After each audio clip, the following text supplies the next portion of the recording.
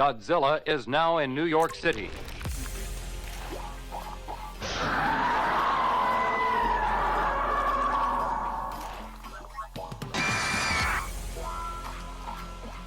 Monster 01 and 02, commence the attack.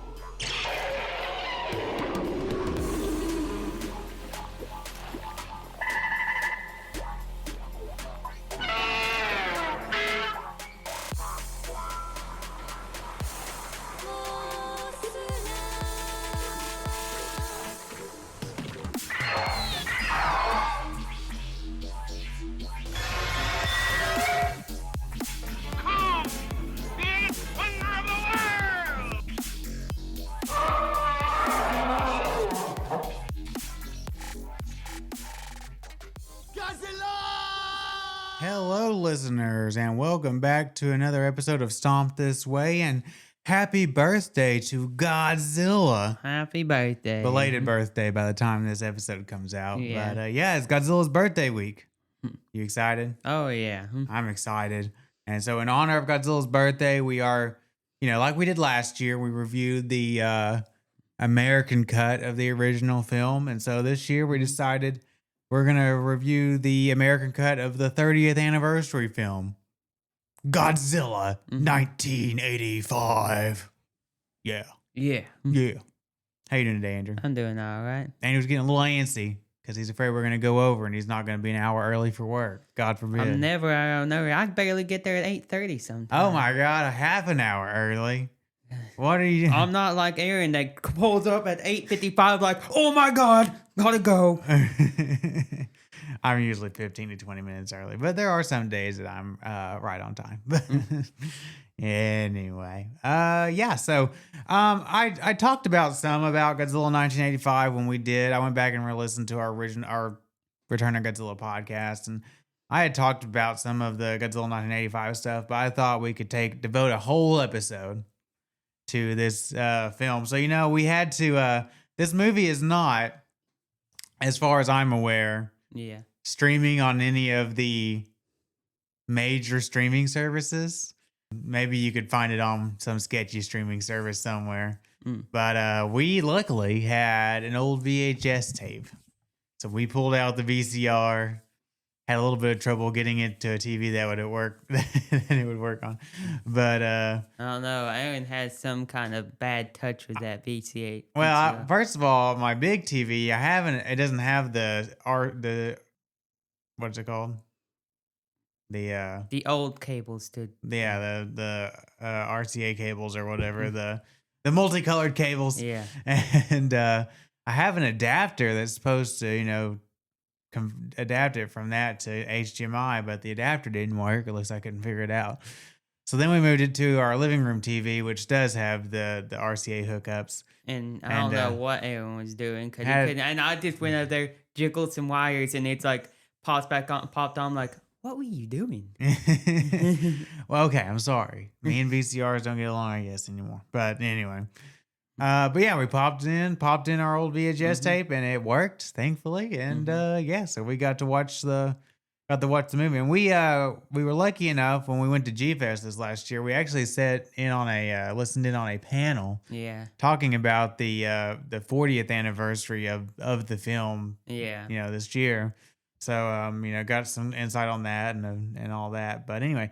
You want to get into my production trivia? Probably the most interesting part of this podcast since we know the rest. But so Toho had initially asked for several $1 million for the distribution rights for this film, for someone to distribute it in the U.S. But all the major studios were like, nah. And so a little indie distribution company, New World Pictures, picked it up for $500,000. And they put producer Tony Randall in charge of the re-edit.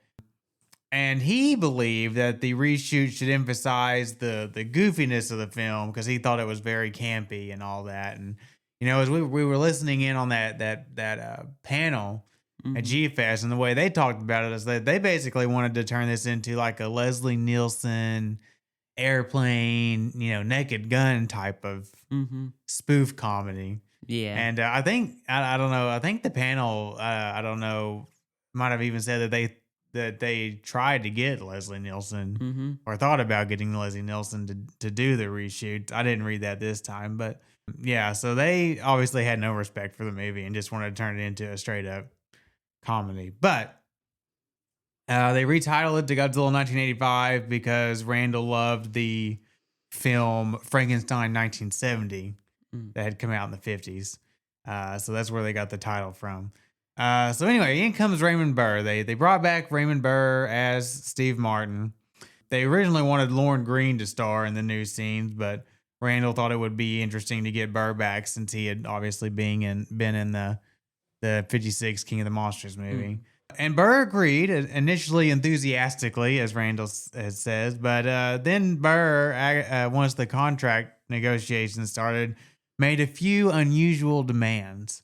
One, he would only do, I think there's some dispute about how many days Martin actually worked, but according to the Wikipedia article, he did one day, one strictly 8-hour day. He refused to go over 8 hours.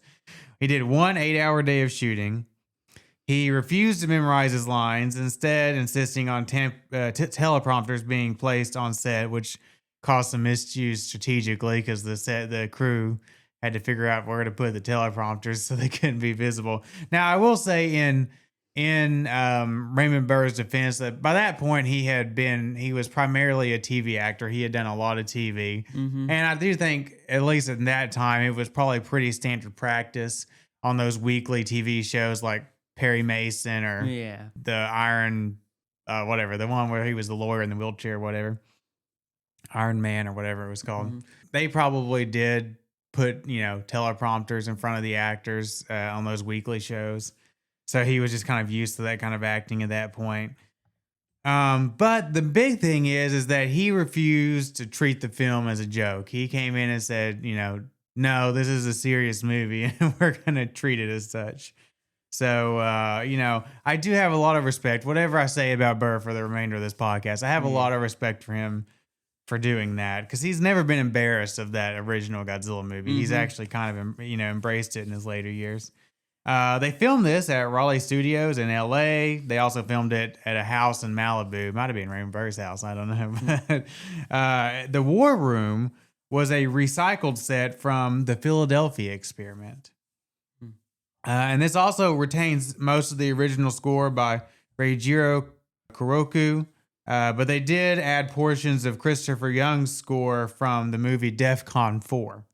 So a bit of a fun little thing there. The American cut is 16 minutes shorter than the original cut. This is the last Godzilla film to be theatrically distributed in the U.S. until Godzilla 2000. So basically the last Godzilla film to get North American distribution for 15 years. Dr. Pepper launched a $10 million advertising campaign for the film. There's a lot of Dr. Pepper product placement in this movie. Yes. So there have been two home video releases of this. There was the initial New World home video release, after the theatrical run in 85. And then there was the second VHS release. I believe it was printed in 92. And it featured an animated short called Bambi Meets Godzilla. And we can tell that our VHS is from 1992 because it has Bambi Meets Godzilla. It's a fun little thing.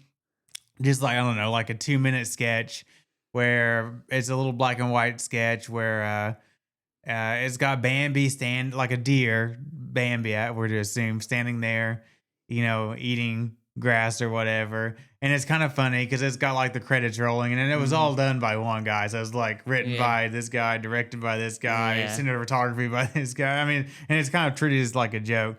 And then Godzilla's foot just comes down and crushes Bambi. Yeah. It's like kind of violent when you think about it. Do they have the rights to use the Bambi character? How'd they get that from Disney? But I don't know. But anyway. Yeah, but it's kind of fun. And it's one of my favorite childhood memories, honestly, of watching this VHS tape and seeing that little short in front of it. But since that 92 VHS release, like I said, it has not been officially re-released anywhere.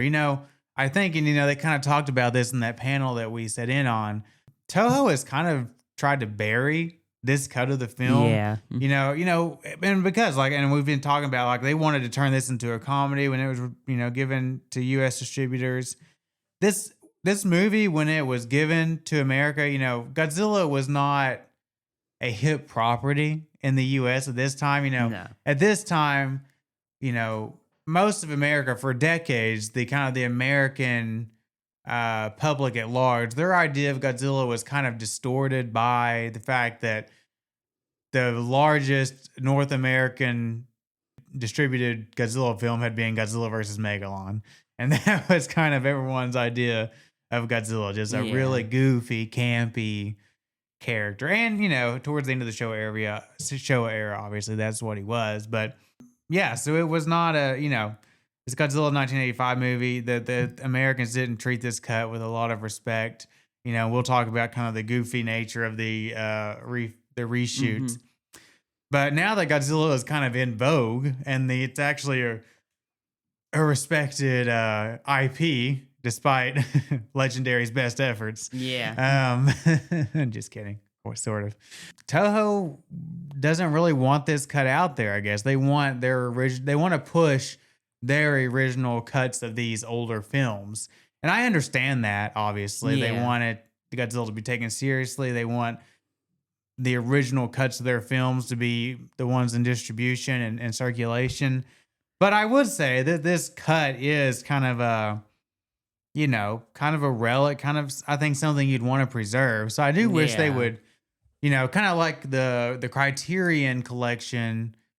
Well, because of the rights issues, they actually put the universal cut of King Kong vs. Godzilla on the main disc, and then they put the Japanese version on the bonus features disc. But I do think I wish they would release a release of this, do a 4K or Blu-ray release of this movie with the 1985 cut, digitally restored on the bonus features or something, because it's kind of, we'll talk about the cut, but I don't think it's a complete bastardization of the work or anything. No.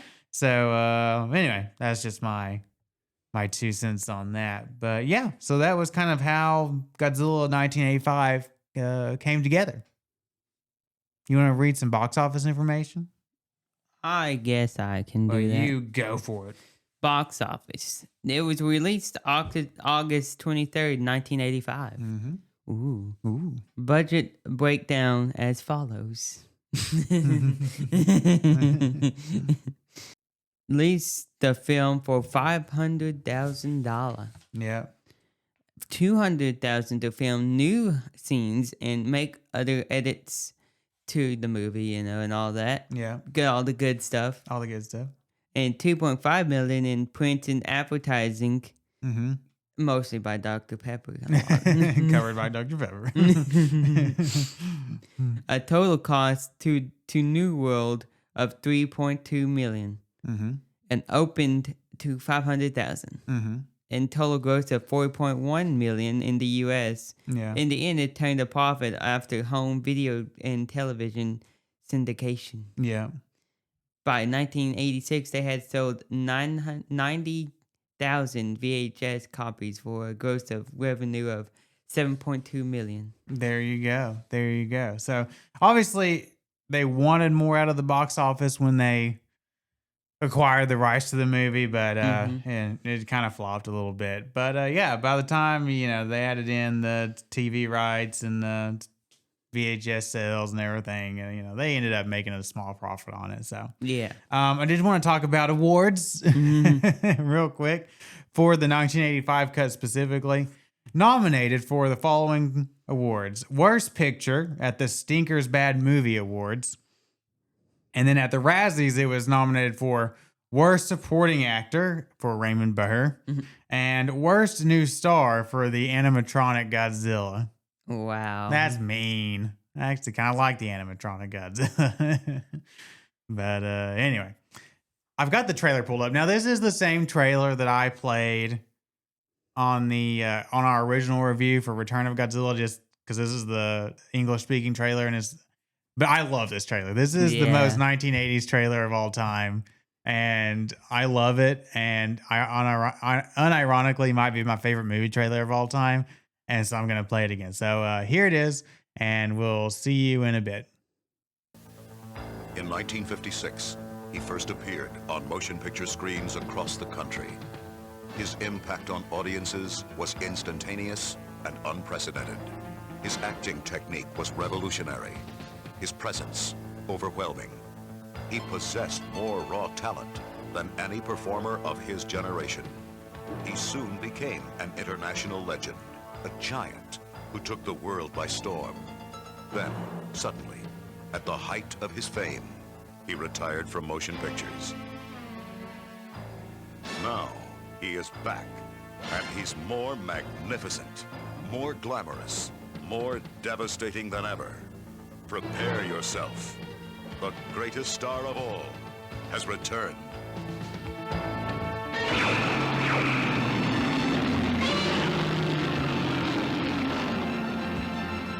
Godzilla 1985. Coming soon to a theater near you. Oh yeah. No, I yeah. love it. Inject that stuff into my veins.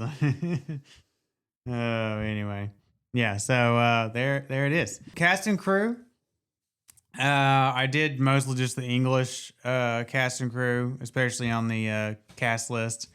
But anyway, directed by R.J. Kaiser and Koji Hashimoto originally. Written by originally Shuichi Nagahara, and then Lisa Tomei did the writing for the reshoots. Music by Reijiro Kuroku and Christopher Young, and starring Raymond Burr, Warren J. Kimmerlin, James Hess, Travis Swartz, Crawford Binion, and Justin Gok. And the plot summary, I went pretty bare bones because this edit of the movie doesn't care about the characters as much, so my plot summary doesn't either. But anyway, basically here it is. After a Japanese fishing vessel is found floating with only one survivor and the rest of the crew mummified, the Japanese government quickly determines that Godzilla has returned. At first kept a secret to avoid widespread panic, the Japanese government is forced to reveal the kaiju's return in order to avoid World War III after Godzilla destroys a Russian nuclear sub. At the Pentagon, General Goodhue and a handful of military officers are attempting to respond to the Godzilla crisis. They bring in former reporter Steve Martin, the only surviving American from the original Godzilla attack, to advise. Back in Japan, Godzilla attacks a nuclear power plant. He feeds for a short time before he is led away by a flock of birds. Professor Hayashida devises a plan to lead Godzilla to Mount Mihara, using bird calls in order to kill the beast. Before the plan can be fully prepared, Godzilla arrives in Tokyo Bay. The JSDF's forces are obliterated and Godzilla comes ashore. In the chaos, the Russians launch a nuclear missile from an orbiting satellite targeting Tokyo. As Godzilla rampages through the city, the Americans scramble to launch an intercept missile. They are successful and the two warheads collide in the atmosphere over Tokyo. Godzilla had been downed by the armored flying aircraft Super X, but the resulting radioactive storm revives the giant lizard. Godzilla promptly destroys the Super X. Soon after, Hayashida and his friends complete the preparation for their plan. They begin emitting a broadcast from Oshima Island to draw Godzilla in. Godzilla obliges, and soon the kaiju is standing next to the crater of Mount Mihara. The Japanese detonate explosives, causing Godzilla to fall in as the volcano erupts. Martin remarks that the lessons Godzilla taught us will remain forever as credits roll. More or less. Captures the spirit. Oh, yeah. Yeah, so, there's difference from the very start. I believe the original cut of the movie opens with, the full screen. You see a volcano erupting and the lava flowing and the credits start rolling and all of that. This, they've edited so that it's just strips. It's a black screen and then just strips of fire lining the screen up and down as the credits roll and everything. And then, you cut to the vessel, caught in the typhoon or whatever, and then Yeah. running aground and Godzilla rising up from the island or whatever, and what you see in the original cut, and then it cuts as Godzilla roars. It cuts to Raymond Burr like running his hand over his eyes or whatever, and that's you see of Raymond Burr. Anyway, so and then like the movie is shortened. They've cut 16 minutes out of it, and that's with the new scenes added in. So they've rearranged some stuff. They, you do all the stuff with the one guy, I already forgot his name, but finding the boat, and the reporter guy finding the boat, and finding the guy. They call him Ken in this movie. Is the survivor, the girl's brother, and all that. But then they cut out a lot of the stuff of like Kim calling his editor and talking to his receptionist in his little office and all of that stuff. Yeah. They cut out a lot.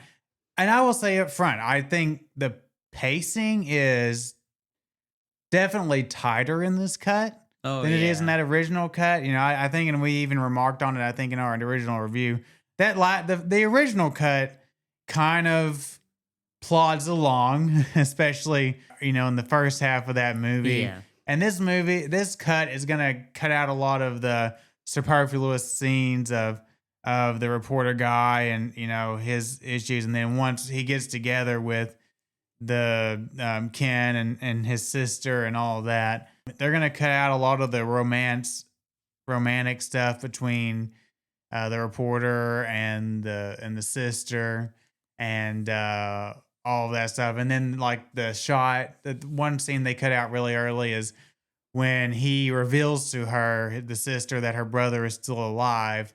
In the original cut, when the sister forces her way into the hospital room, it then cuts back to him taking pictures in the doorway. And, you have that kind of betrayal where she trusted him because he told her that her brother was still alive, but he really just did it for a story that he didn't end up getting to run anyway. But they cut that scene short. They don't want all that interpersonal drama in this cut. Like, get that out of here. Instead, we've got some scenes that they filmed at the Pentagon where we have this American military general. And, these are the scenes that they wanted to be funny, but they've really relegated all the like goofy lines to this one character. I believe it's the actor, what was his name? Travis Swords is playing.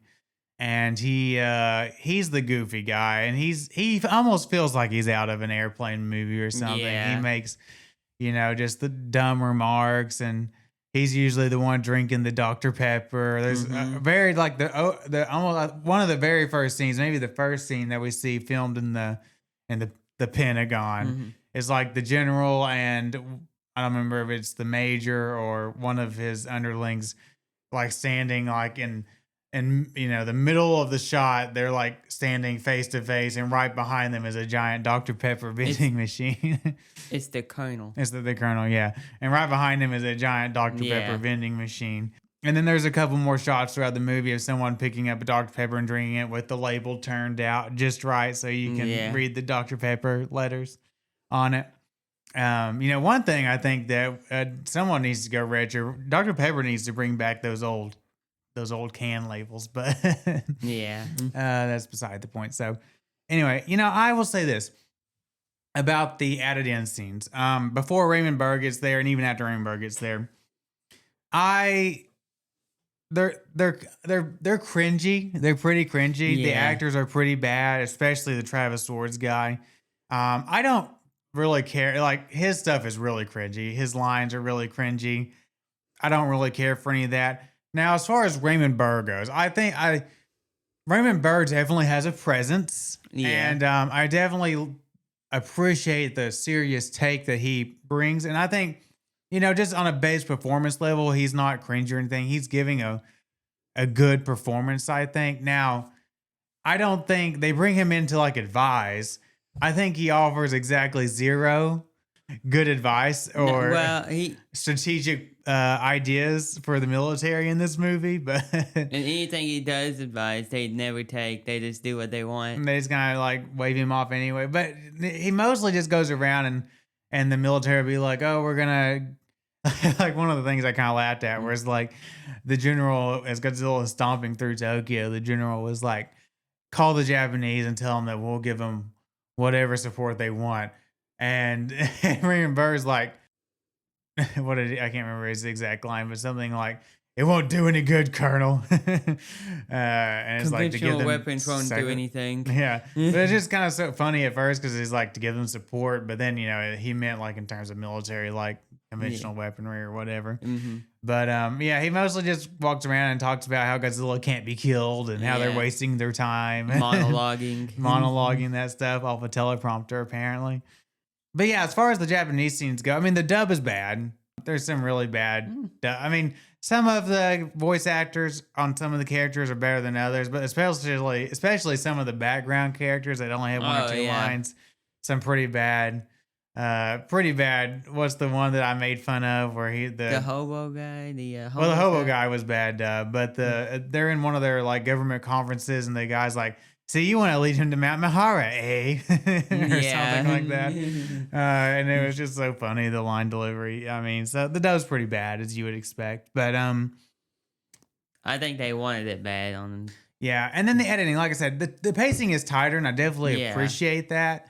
I will say that sometimes the editing is a bit choppy, like the cuts are a bit harsh because they're trying to edit down, scenes to make them move faster, and it just kind of flows a little weird. Mm-hmm. One of the most heavily edited scenes is the sea louse scene, and I'll talk about that probably more in effects, but they cut a lot around. They wanted to cut around, I guess since they decided they weren't going to make a full-blown airplane comedy, they wanted to cut around some of the more goofy, what they thought were the more goofy effect sequences. And I think we agreed in our original review that sea louse sequence was pretty bad. Yeah. So they cut a lot. They cut that way down.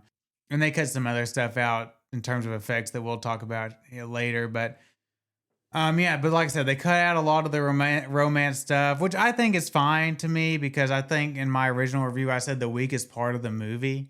And listen, I think I am largely a Return of Godzilla defender.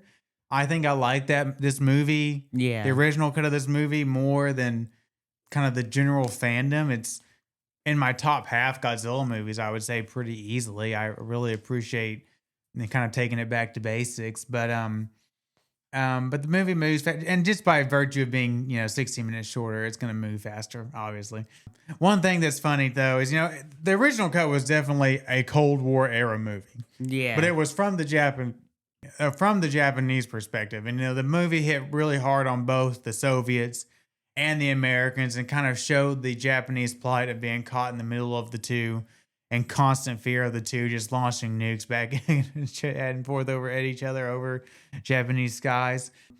But this movie, obviously, it's an American edit.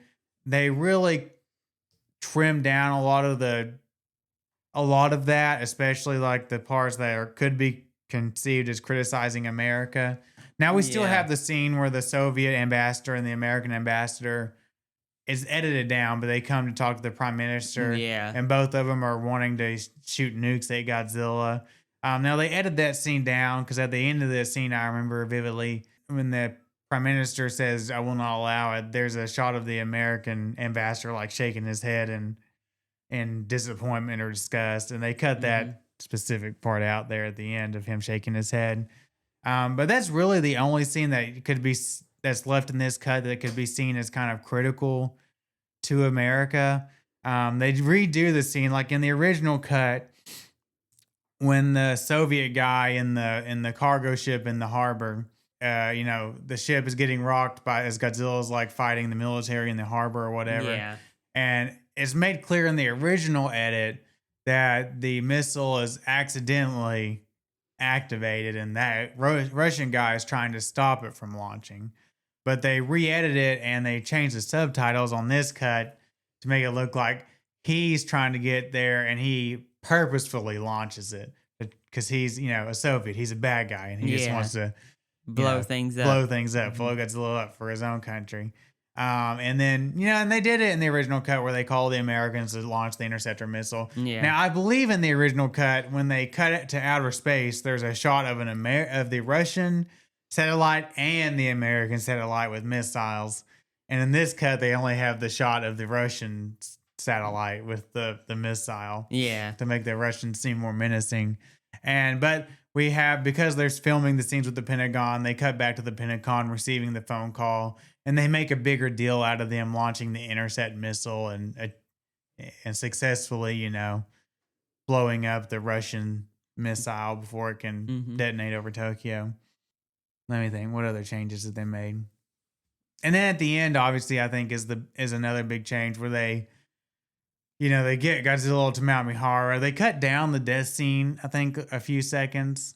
But as the volcano's erupting and Godzilla falls in, they don't call him Steve Martin in this movie. They only refer to him as Mr. Martin, because by the time this movie came out, Steve Martin was a big comedian. And I guess I thought people would just laugh at the fact that his name was Steve Martin. So they just call him Mr. Martin.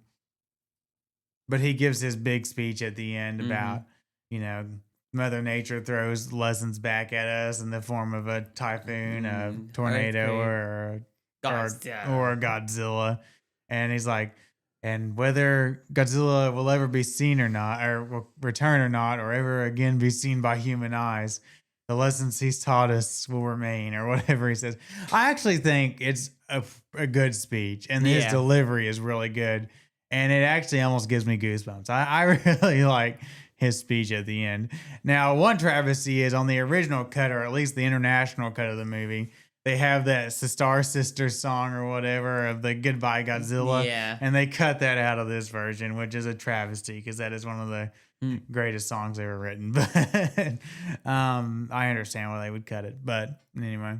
Again, if they'd have left it as like an airplane style comedy, you'd probably leave that song in. Yeah. But yeah. So I guess in summary, my thoughts are it moves faster. I appreciate it. Now, it definitely takes away from some of the serious, somber tone by having the Travis Swords guy just, saying stupid lines and that cringy dub and the cringy acting. And the editing. And the editing being a bit more choppy and cutting out a lot of like the Cold War era Japanese fears and the dialogue around that kind of stuff. But the pacing is better. It moves faster. And I appreciate what Raymond Burr is trying to do here. And so, I don't think it's a complete bastardization of the movie or anything. So, it could be a lot worse, I guess is what I'm saying. Any added thoughts? No. You agree? I agree with everything you said so far. Good, as you always should. Creature effect design, same as last time. Godzilla. I'll just repeat that. I actually like this Godzilla design. I kind of like the animatronic head. Now, you can tell, obviously, when it's the animatronic head and when it's the full body suit. I like how Godzilla's upper lip curls up when he roars and stuff. Yeah. But yeah, I like this Godzilla design and all of that. Cool. Effects wise, obviously we talked about it as ad nauseum in Return of Godzilla. What I want to talk about in this episode though is they did cut around, like I said, what they thought were the cheesier effects. Yeah. In particular, the sea louse scene, which was a long extended sequence of the sea louse flying around and jumping on him in the original movie. They thought that looked really bad. And in fairness, it did. It did. Look pretty cheesy in the original movie. So they've cut it down to just like about a 30 second sequence of where the sea louse, you see it like kind of climbing down the wall. And then it goes directly onto him. Then it's like on him and it tackled him and then he's trying to stab it. And then the guy comes up and I guess like axe chops it or something. No, he had a cleaver. Whatever. And that's it. And then the other big thing that they cut out effects wise is in the original cut, they built like the life-size foot that they were put on the crane and like had coming down. In the original cut, you could obviously tell when it was the crane foot.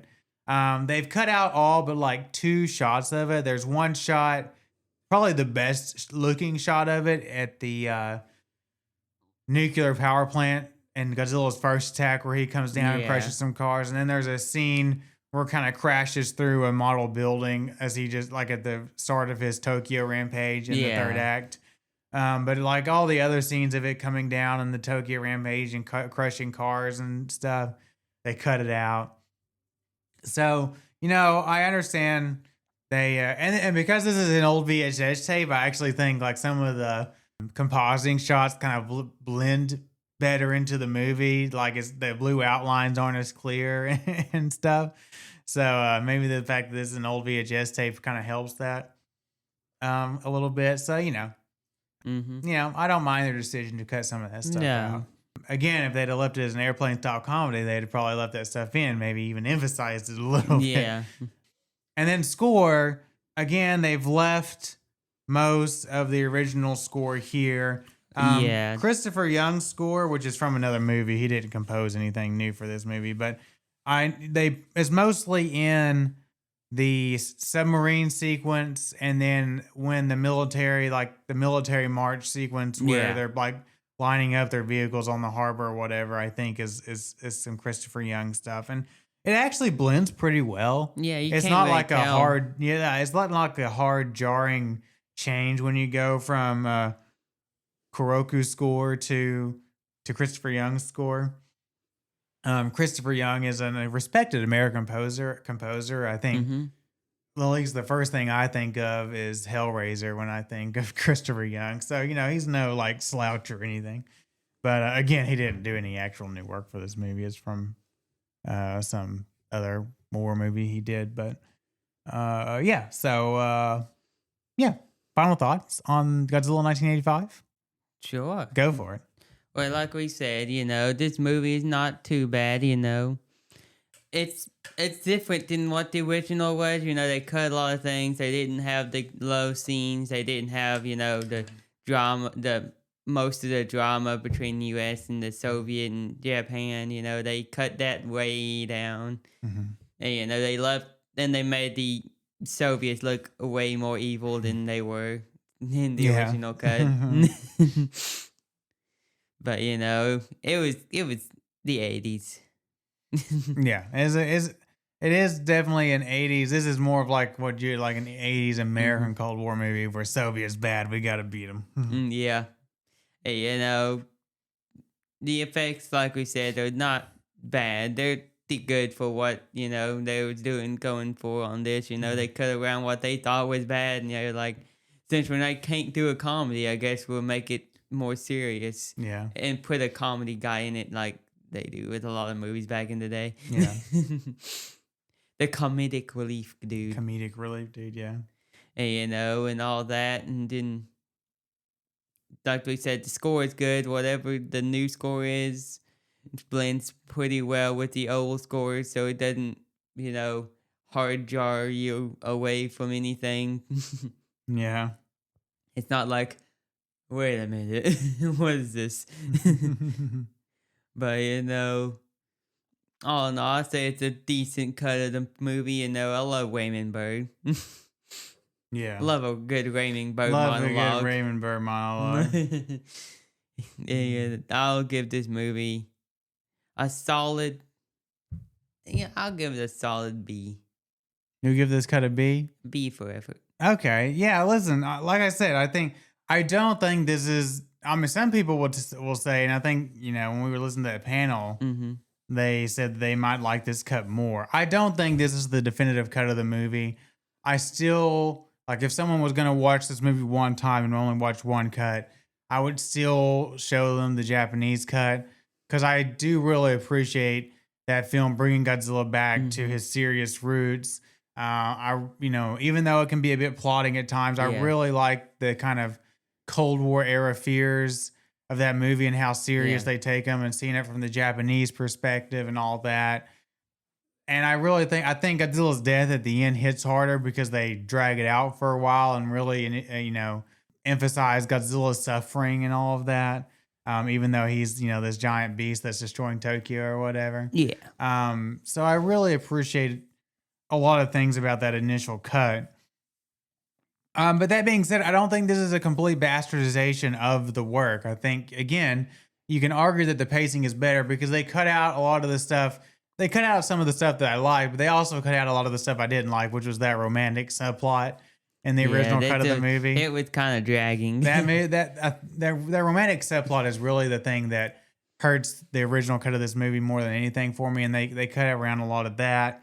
Now there is a drawback, obviously, because you don't get as connected to the Japanese characters in this movie, so you don't you're know not as them. invested maybe when they're dangling off, off the helicopter at the side of the building or whatever there in the third act and that kind of stuff. But no, the movie's faster, flows better, I think. I think the pieces of Christopher Young's music they incorporate are, actually fit the movie pretty well. The dub's bad, but it is what it is. I think Raymond Burr again gives a decent. I know he got nominated for a Razzie, but I think he's doing pretty good with what he's got here, or what he limited to the staff to do for him here. Yeah. I like his serious approach. I really appreciate that he didn't let them turn this into Airplane, but with Godzilla. Yeah. I appreciate Raymond Burr's respect for the Godzilla franchise and for what Godzilla represents, and for him taking a stand for this movie and saying no, we're not going to turn it into a spoof comedy.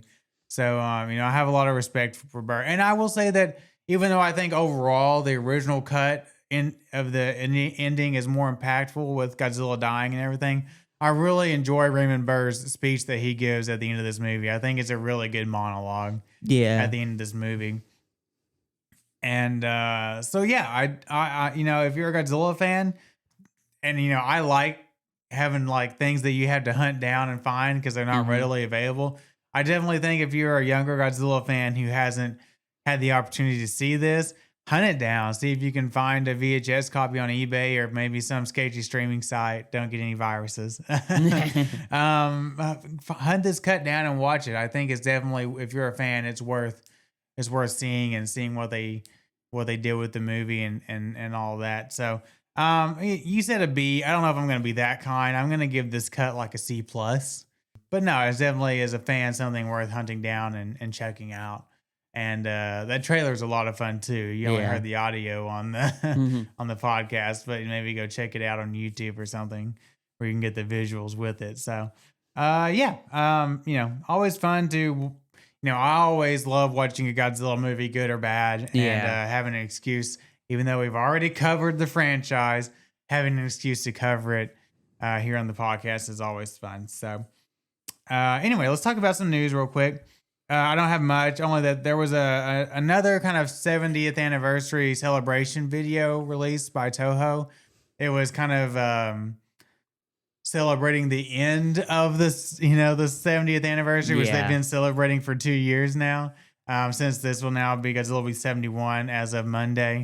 But it's a really touching video. Basically, it shows like a lot of the behind the scenes stuff of Godzilla -1, and then kind of does a montage of all their awards shows that they went to and all that stuff, and a lot of fun there. And then at the very end, it leaves off with a cliffhanger with just the text, and then question mark. So we'll see what they've got planning coming up for the Godzilla franchise. So excited about that. As far as the schedule goes, next week will be the lost Korean film, the Space Monster Wangmagwi, or whatever it is. I asked Andrew, are there any other American re-edits of Godzilla movies or other kaiju movies that we've already covered that we need to do? And I was really trying to think of movies where they filmed new scenes. Raids Again was obviously chopped up and restitched together pretty poorly again. This Gigantus the Fire Monster, but they didn't film any new scenes for that. King Kong versus Godzilla, they did film like those NBC or that world anchored news guy or whatever doing but largely, again, they chopped it up and stitched it back together, but largely not a lot of new footage there. Not that there was a lot of new footage on this movie. I would say maybe 10 minutes total. But Mothra versus Godzilla, they added back in that scene of like the American warships like bombing Godzilla on the beach or whatever. Godzilla 2000, but I think we actually watched the American cut of that movie when we did the review, because I thought Dylan would like the American cut more than the Japanese cut. There's not really a huge difference. More like sound mixing and editing than any like actual cuts. Rodan, not really. Gamera. Now, Gamera, I believe we reviewed the actual Japanese cut of that movie.